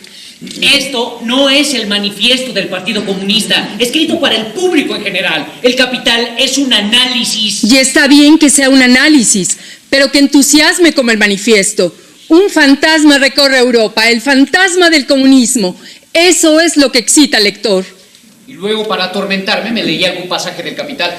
La riqueza de las sociedades donde prevalece el sistema capitalista de producción se presenta como una inmensa acumulación de artículos de consumo. Se van a dormir. A ver, yo les pregunto a ustedes, ¿es tan aburrido? Bueno, me acerqué un poco, yo lo admití con Jenny. ¿Y ella qué me contestó? Una cosa no puede ser un poco aburrida. Una cosa no puede ser un poco aburrida. No estoy hablando mal de Jenny, no me malentiendan. Jenny consideraba El Capital, solamente que lo tenía por un análisis demasiado complejo, no para cualquiera. Por otro lado, no es fácil explicar cómo, en un cierto momento de la historia, surge el sistema capitalista, genera un crecimiento colosal de las fuerzas productivas y un incremento sin precedentes de la riqueza mundial. Luego, esta misma riqueza, por las propias características del... será distribuida de tan mala forma que destruirá la humanidad, tanto de los trabajadores como de los propios capitalistas. Y finalmente, el capitalismo cavará su propia tumba para dar paso a un sistema verdaderamente humano. No es fácil explicar esto, no es fácil. ¿Estamos llegando a la gente que queremos llegar? ¿Sabes por qué los censores han permitido que se publique tu libro? ¿Por qué? Porque como ellos no lo entienden, suponen que nadie más lo va a hacer. Le recordé que El Capital había recibido muchas críticas bastante favorables. Sí, porque la mayoría de ellas las escribió Engels. Le dije que quizá estaba haciendo tan crítica con mi trabajo porque no eres feliz conmigo. Ustedes los hombres no pueden creer que su trabajo merezca críticas y entonces todo se lo toman como algo personal.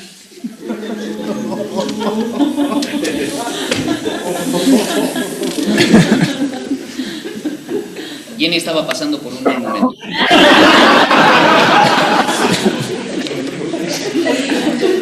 Supongo que yo era el responsable, pero no sabía cómo aliviar su angustia.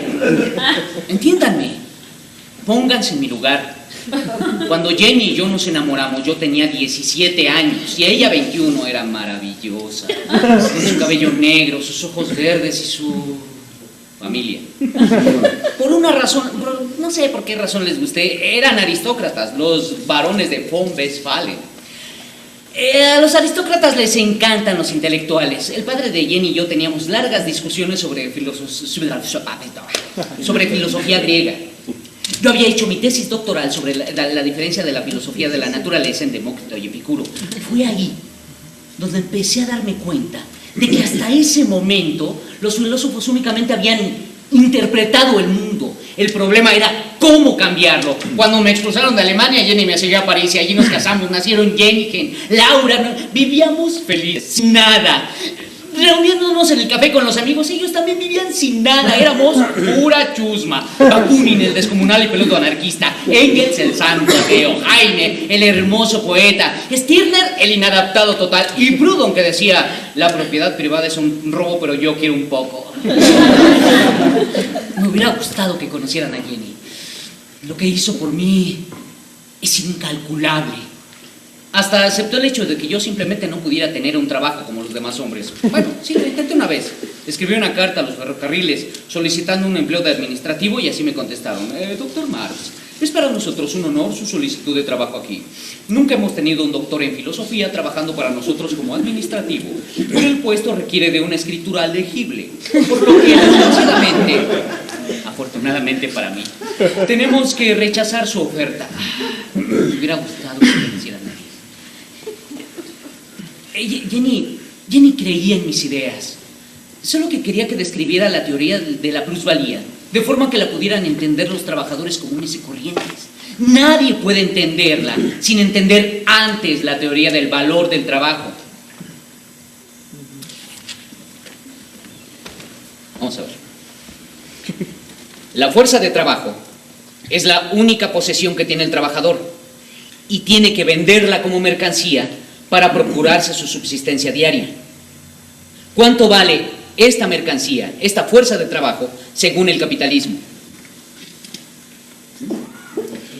El mínimo indispensable que necesita una persona para sobrevivir un solo día.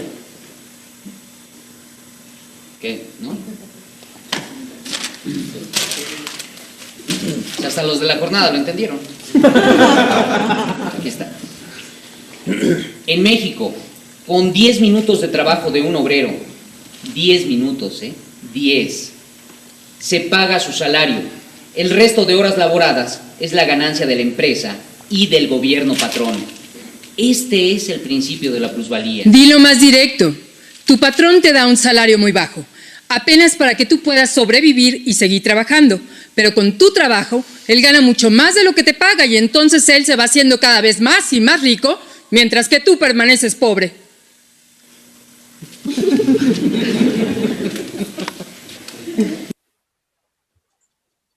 Parece todo tan sencillo, ¿no?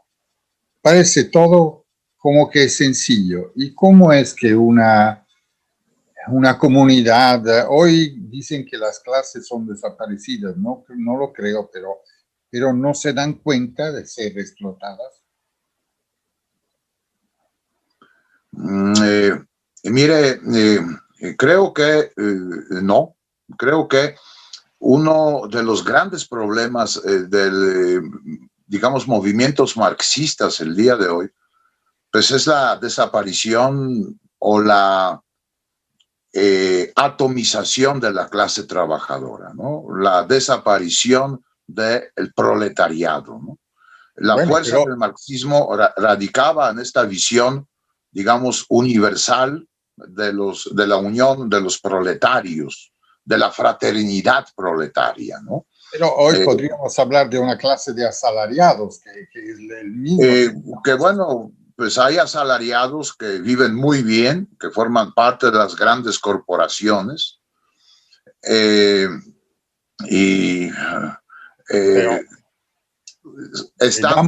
damos un techo. Hay salariados, yo no estoy hablando de los grandes, pero empezamos de los maestros, de los profesores. No creo que vivan así en el lujo, no, eso no creo propio. No, mire, aquí estamos de acuerdo, ¿verdad? De que, digamos, la riqueza que genera el trabajo, obviamente no es la misma, no la recibe el trabajador en la misma proporción que la crea, sino justamente en una pequeña proporción, ¿no? Ahí estamos todos, creo yo, de acuerdo, ¿no? Cómo funciona el mercado. En cuanto al análisis, el problema, creo yo, con el marxismo es que ha perdido su tono profético, ¿sí? Escuchando ahorita esta parte de la obra, cuando el actor habla acerca de, digamos, esta fuerza que tenía el manifiesto comunista, creo yo porque realmente lograba conectar con las profundas esperanzas de lo que se llamaba la clase trabajadora, ¿no? En aquel entonces. El día de hoy, la clase trabajadora se ha atomizado, por lo menos de esto se ha encargado el propio sistema. Claro, eso es. Usted, pero dice que más que un análisis, hoy se necesitaría otra emoción, la emotividad, porque si el análisis no sirve para tomar conciencia, ¿cómo se mueve? Eso es. Es que mientras no se recupere de nuevo la dimensión ontológica de la historia, ¿sí? Digamos, no tiene sentido hablar del profetismo. El profetismo solo tiene sentido en el marco de una visión histórica. Desde la caída de la Unión Soviética, desde los trabajos de algunos, como usted señala, pseudointelectuales, se ha cancelado la proyección histórica del hombre y en su lugar apareció la biografía. ¿Sí? La biografía. O sea, parece ser que el llamado del neoliberalismo al hombre contemporáneo es realízate, ¿verdad? Como una autobiografía, ¿no? Sé el autor de tu propia vida, ¿no? Construye tu propia biografía. Exactamente. Marx mismo se daba cuenta y no es así. Nosotros necesitamos construir historia. Historia, ¿sí? Exacto. Marx, a pesar de todo lo que estamos diciendo, pero se daba cuenta que, aceptaba que era difícil entenderlo en este sentido, ¿no?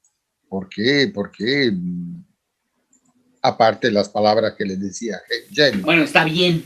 Puedo aceptar que solamente 100 personas en la historia de la humanidad han entendido mi teoría de la plusvalía. Sin embargo, es correcta. La semana pasada estaba leyendo los informes del Departamento de Trabajo de los Estados Unidos. Los trabajadores están produciendo cada vez más y su salario es cada vez más bajo. ¿Cuál es el resultado? Justo lo que yo dije hace 150 años. El 1% de la gente más rica de Estados Unidos posee el 40% de la riqueza de este país. Y esa nación no solamente ha robado a su propia gente, no, ha chupado la riqueza del resto del mundo. Este es el gran modelo del capitalismo mundial. Y me piden que simplifique algo que es tan complejo. Como Jenny, que me acusaba de ser demasiado académico y muy poco revolucionario.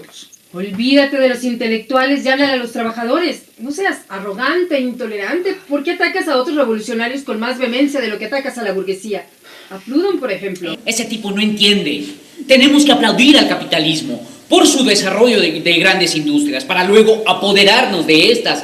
Proudhon piensa que debemos volver a una sociedad más simple, más austera, más pobre de lo que estamos. Por eso escribió su librito La filosofía de la miseria, al que yo le contesté con mi libro La miseria de tu filosofía. Sentí que era, no sé, chispeante, inteligente, burbujeante. Yo lo encuentro profundamente insultante.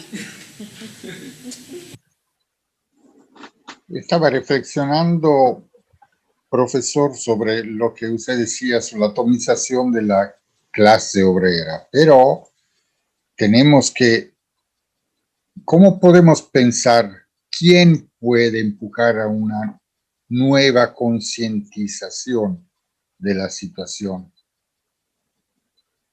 Los intelectuales ya hemos dicho que hoy como hoy, pero si los maestros, por ejemplo, ¿no? Podrían ser importantes para la nueva generación. Claro. Mire, estábamos en el corte anterior hablando un poco sobre la historia y su gradual desmantelamiento en los últimos años. A mí ese tema me interesa mucho en lo profundo, puesto que sin esta posibilidad de construir historia, se cancela nuestra perspectiva como seres humanos, ¿sí? Cada uno de nosotros va recogiendo a lo largo de la vida recuerdos, pero estos recuerdos se convierten en memoria. Es lo que nos une con los demás, la memoria. Y es a partir de la memoria cuando se construye la historia. Creo que la gran maniobra del actual neoliberal, bueno, del sistema neoliberal, del actual sistema económico, que sustituye el modelo producción-consumo por usuario-servidor, desmantela justamente esta pieza clave en la conversión del recuerdo en la historia, que es la memoria, ¿sí? Necesitamos, para responder a su pregunta, una fuerza que despierte el anhelo por la construcción de la memoria, ¿sí? Necesitamos a alguien que nos invite, ¿no?, a elaborar una memoria común a partir de los recuerdos. Y creo yo que es ahí donde justamente entra esta fuerza revitalizante de la historia. Sin embargo, para responder a su pregunta, no sé quién puede ser este factor de esperanza, de la iluminación, de cambio. No lo sé. Bueno, hay una pequeña luz, según yo, y vamos a ver en esto y luego le hablaré de dónde yo pienso que se pueda. Jenny Marx. Madame Jenny Marx, baronesa de von Westphalen. Era ella quien... Era una persona mucho mejor que yo. Era ella quien me impulsaba, fue ella quien me motivó a comprometerme con la causa de los trabajadores de Londres. Vino conmigo cuando me invitaron a participar en la primera reunión de la Asociación Internacional de los Obreros. Fue el otoño de 1864. 2000 personas llenaban el Salón San Martín.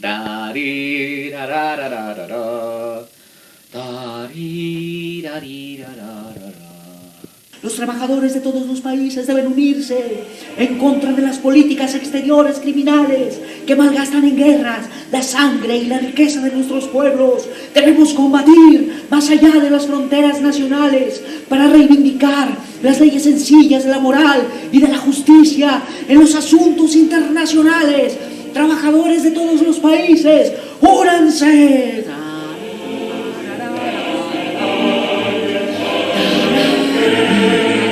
Esto sí le entusiasmaba a Jenny, esto sí le emocionaba. Era ella el verdadero sostén de nuestra familia. Aunque tuviéramos el agua y el gas cortados, nunca se cansaba de reivindicar la emancipación de la mujer. Decía que la vitalidad de la mujer estaba siendo socavada al tener que quedarse en la casa, surciendo calcetines y cocinando. Por eso se negaba a permanecer en la casa.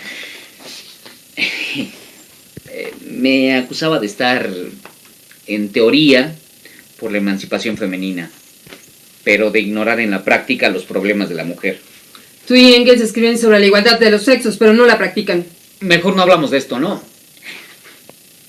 Ella apoyaba con todas sus fuerzas la lucha de los irlandeses por la libertad. La reina Victoria había dicho: esos irlandeses son gente realmente abominable, son diferentes a cualquier otra nación civilizada. Entonces Jenny escribió una carta a todos los periódicos de Londres. Inglaterra ahorca a los rebeldes irlandeses que solamente quieren la libertad.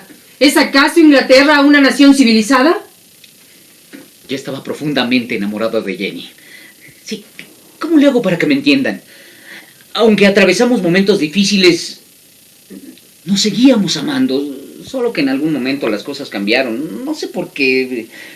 Jenny decía que era porque ya no era la chica hermosa que yo había conocido. Eso me hacía enojar. Y encima decía que era a causa del Engen. Eso me hacía enojar más todavía. ¿Lo ves? ¿Te enojas porque es verdad? Eso me ponía furioso. Dicen que porque la Unión Soviética ha desaparecido, el comunismo ha muerto. ¿Acaso saben esos idiotas lo que es el comunismo? ¿Creen que un sistema guiado por un criminal que mata a sus compañeros revolucionarios se puede llamar comunismo? ¡Chaiskoffen! ¿Perdón? Cabezas de mierda en español, los periodistas y políticos, estos... ¿Qué dicen tales cosas? ¿A qué escuela fueron? Nunca han leído el manifiesto que Engels y yo escribimos cuando él tenía 28 años y yo 30, en lugar de la vieja sociedad burguesa, con sus clases y sus antagonismos de clase, tendremos una asociación en la que el libre desarrollo de cada individuo sea la condición para el libre desarrollo de todos. ¿Sí se entiende? ¿Se entiende el objetivo del comunismo? La libertad del individuo para desarrollarse a sí mismo como ser humano. ¿Creen de verdad que alguien que se define comunista o socialista y luego actúa como un gángster puede entender lo que es el comunismo? Matar a los que no piensan como tú.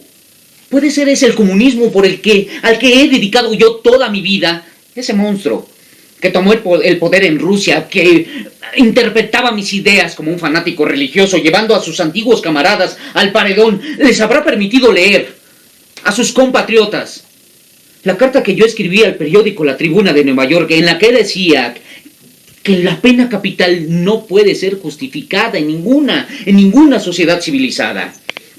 El socialismo nunca puede adoptar las estupideces del capitalismo. En México el Partido Verde ha promovido la pena de muerte.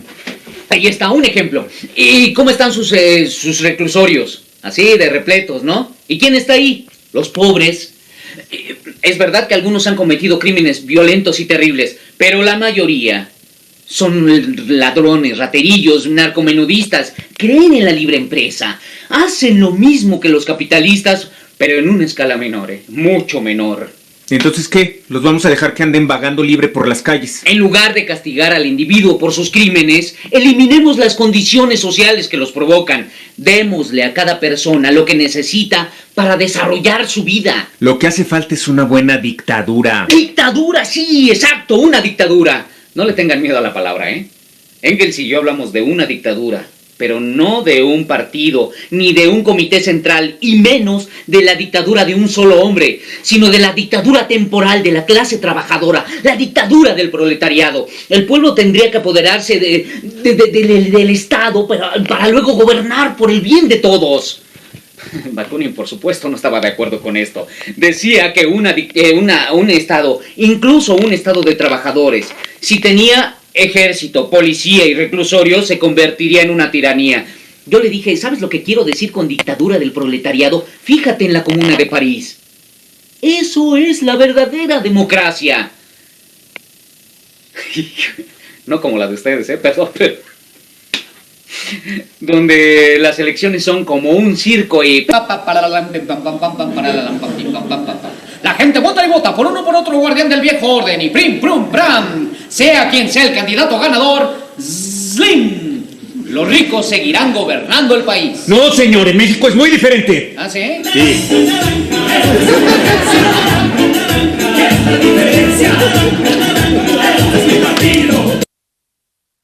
Hemos tomado un poco a la ligera eso. Me estaba reflexionando sobre esto, quería contestarle. ¿Quién nos puede dar una señal, un futuro? ¿Puedo decir una esperanza? Creo que sí. Son las mujeres. Son las mujeres que, combatiendo y luchando, aunque con exageraciones, aunque a veces equivocándose, con errores, lo que sea, pero tienen una reivindicación de un concepto antipatriarcal que yo creo que va a determinar algo. No puedo decirle, ni puedo saberlo yo qué, pero siento que hay algo que se está moviendo fuerte. ¿Qué dice? Veo que sonríe. ¿Está de acuerdo? No, es que lo escuchaba así como... apasionado. Con ciertas resonancias de una muy noble tradición espiritual medieval. Me refiero aquí a la tradición del amor cortés, ¿verdad? Que consideraba que la mujer, la dama, ¿verdad? Es el factor transformador del hombre. Bueno, todo el culto mariano, vaya, tiene su origen ahí, ¿verdad? Pero no es arcádico lo que yo digo. Estoy haciendo una analogía, vaya, ¿no? Claro, la figura de una mujer como, digamos, el factor de transformación, de cambio. De hecho, ahorita que estaba escuchando la obra al actor cuando hablaba de, bueno, a Marx, vaya, interpretando, bueno, hablando de Marx, hablando de Jenny y cómo trabajaban juntos y toda la vida cotidiana, justamente lo tenía presente, ¿no? El aspecto femenino como el aspecto que transmuta, que cambia, que nos acerca a la realidad, ¿no? O bien hace la realidad, digamos, mucho más cercana a nosotros, ¿no? Sin duda alguna, hay movimientos, yo siento, ¿verdad? Feministas muy importantes, ¿no? Que plantean toda una reivindicación, porque hasta en Marx, por lo menos tal como hablaba hace un momento, logré identificar ciertas notas de un autoritarismo un tanto masculino, ¿no? A ver, ¿dónde está mi David Ricardo, no? Traigo, claramente. Tú eres una fuerza productiva, ¿no? Absolutamente. Sí. Absolutamente. Entonces, yo siento que él, en su ámbito privado, ¿no? Trataba a las mujeres como, pues, un patrón, trata a sus empleados. Es un concepto machista, un concepto patriarcal, que es esto que yo creo que es un nudo que hoy puede determinar algo.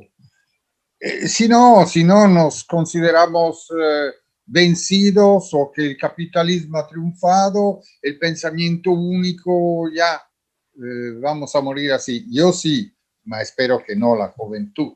Esto es. Últimas palabras, nos acercamos a un final, decimos. Vamos a ver.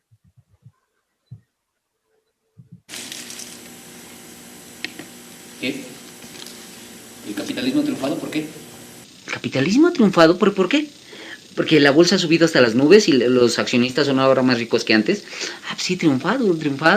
En cuanto a la cuarta parte de los niños de Estados Unidos vive en la miseria, y cuando anualmente 40,000 de ellos muere antes de cumplir un año, triunfado. En la ciudad de Nueva York, desde antes del amanecer, hay una cola de 100,000 personas esperando por solo 2,000 puestos de trabajo. Triunfado. ¿Qué va a pasar con los otros 98,000 rechazados? Pues claro, por eso ustedes están construyendo más reclusorios y entonces el capitalismo ha triunfado. ¿Pero sobre quién? Tienen maravillas tecnológicas, han enviado hombres a la estratosfera, pero ¿qué pasa con los que se quedan aquí abajo? ¿Por qué se han enloquecido? No, se lanzan a las drogas, al alcohol, viven asustados, tienen estrés, neurosis, gastritis, colitis y... ¿por qué se enloquecen y matan? No lo digo yo, están sus periódicos, ahí es donde lo ves. Sus políticos están que no caben en sí de orgullo. Dicen que el mundo se mueve hacia el sistema de la libre empresa. ¿Están ciegos o no quieren ver? No conocen el sistema de la libre empresa. Cuando el gobierno no hace nada por los pobres y lo hace todo por los ricos. ¿Por qué carajos creen que escribí El Capital sino porque veía las miserias del capitalismo y de su sistema de libre empresa? En Inglaterra ponían a los niños a trabajar en los complejos textiles porque sus deditos eran más adecuados para manejar los usos. En Estados Unidos las niñas iban a trabajar a las fábricas de Massachusetts a los 10 años y morían a los 25. Las ciudades son hoyos negros de vicio y de pobreza. Eso es el capitalismo de aquel entonces y el capitalismo de ahora.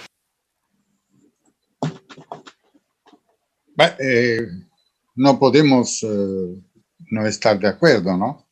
Esta es la realidad en que estamos. Yo le doy un sentido que puede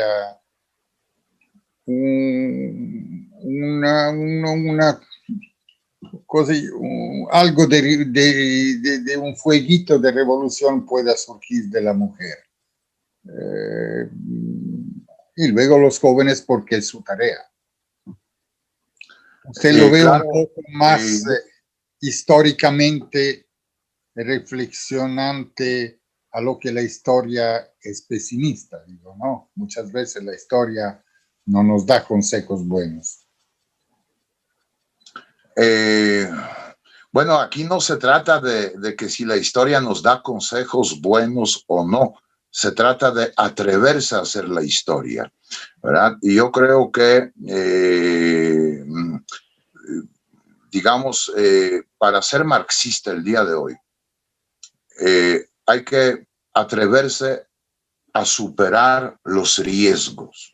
En una de estas pausas hemos hablado acerca de los jóvenes, quienes ya andamos por el otoño de nuestra vida. Hemos querido proteger nuestros hijos de un mundo cada vez más repleto de riesgos, y les enseñamos a cómo prevenir estos riesgos, cómo evitar los riesgos. Sin embargo, en todo eso creo que se nos olvidó que el precio que uno paga por su propio ejercicio de su propia libertad es siempre implica un riesgo. ¿Sí? Totalmente de acuerdo. Entonces, mientras no esclarecemos y por otro lado rompamos este temor a los riesgos, las consecuencias de nuestra libertad, el futuro no tiene sentido, ¿no? Sí. Oh, profesor, antes de ser marxista, estará de acuerdo que sí valdrá la pena que hablamos de Marx. Claro que sí, claro, ¿No? sin duda alguna. Sí. A menos que una duda, es la última pregunta que yo le quiero hacer a nuestro actor que hace Marx. Marx, una pregunta. ¿No le habrá pasado alguna vez en la cabeza la duda que podría haberse equivocado? Sí. ¿Me equivoqué? No lo hubiera pensado que el capitalismo fuera tan ingenioso para sobrevivir. No me imaginé que habría medicamentos para mantener vivo este sistema enfermo. Exacerban el patriotismo de la gente con chicharitos y México, ra, para que olvide su miseria. Hacen guerras en Siria, Libia, Afganistán para solucionar sus crisis económicas. Hay fanáticos religiosos, pare de sufrir, prometiendo a las masas que Jesús va a volver. Créanme, yo lo conozco. A Jesús, él no va a volver. Estaba equivocado en 1848, pensando que el capitalismo estaba por derrumbarse. ¿Jesús? No, Marx, yo había hecho mal mis cálculos, quizá por unos 200 años, pero sí, habrá un cambio. Este sistema será transformado. El pueblo no es tonto, lo vuelven tonto, pero su instinto, su sentido común terminarán por unirlo. Ya ha pasado, hasta Lincoln decía que no se puede engañar a todos todo el tiempo. Ya ha pasado otras veces. Puede volver a suceder, pero a lo grande. Y cuando ocurra, los que están en el poder, con toda su riqueza, con todos sus bancos, sus ejércitos, no podrán evitarlo. Sus propios siervos se negarán a servirles. Sus propios soldados se negarán a obedecerles. Por supuesto, el capitalismo ha hecho maravillas sin igual, milagros de la ciencia y de la tecnología, pero está preparando su propia muerte. Sí, por su hambre voraz de lucro, más y más y más y más. Ha volteado este mundo, lo ha puesto todo revuelto, lo ha convertido todo. La ciencia, el arte, la literatura, la música, la belleza misma en mercancía para ser comprada y vendida. Los propios seres humanos son artículos de consumo. Y no hablo solo de los trabajadores de la fábrica, no.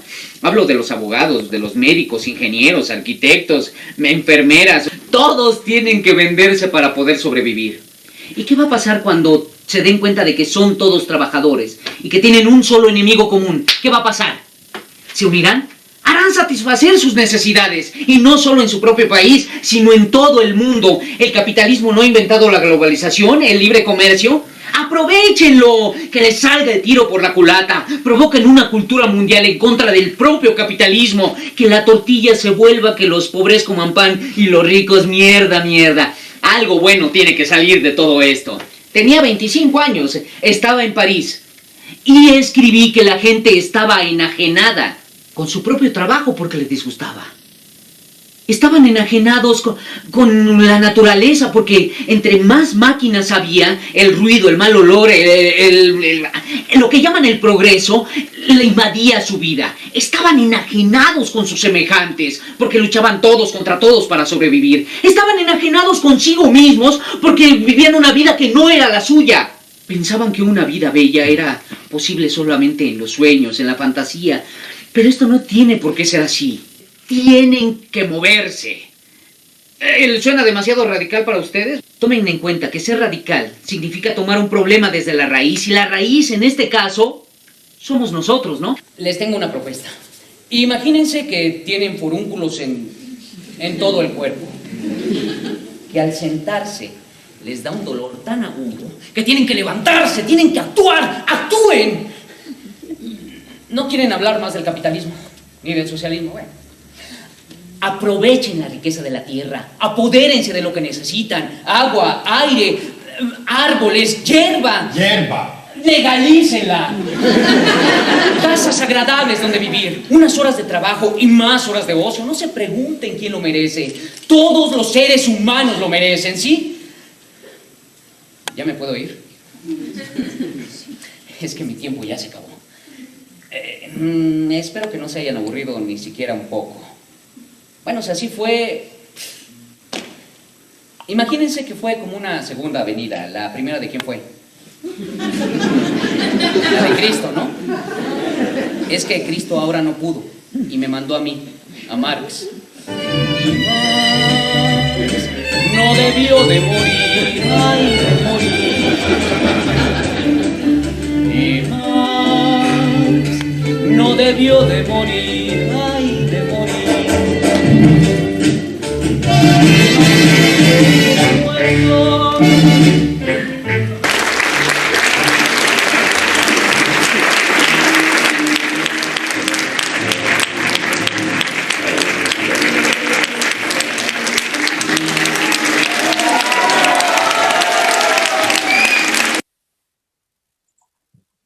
Y aquí, querido profesor, hemos terminado. Yo le agradezco mucho, espero que no se haya ni aburrido, y porque seguramente usted sabe que sí es importante hablar de Marx.